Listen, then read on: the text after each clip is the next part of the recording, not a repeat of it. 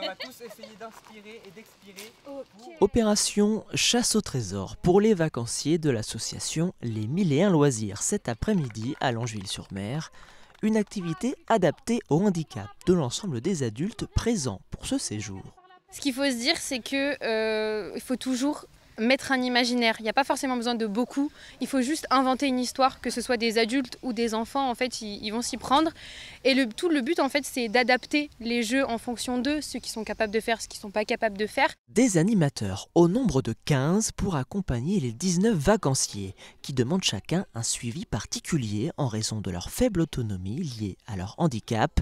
Il est donc parfois compliqué pour les associations de trouver assez d'encadrants pour organiser les séjours. On a eu deux petites démissions de deux animatrices qui, de ce fait, ne s'attendaient pas à un public comme le nôtre, malgré toutes les visios qu'on a eues, les réunions qu'on a faites en amont, les petites formations qui vont avec, mais donc qui ont été surpris par le côté un petit peu crise et violence de certains, et donc n'ont pas tenu le choc, mais après c'est propre à chacun.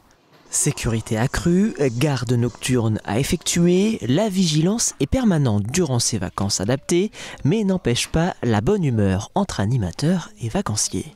Il y a certains vacanciers, c'était un petit peu compliqué au niveau feeling, mais ça va, j'ai su m'adapter facilement. Il y a des jours où c'était compliqué parce que on arrivait en fin de semaine, donc je les comprends aussi.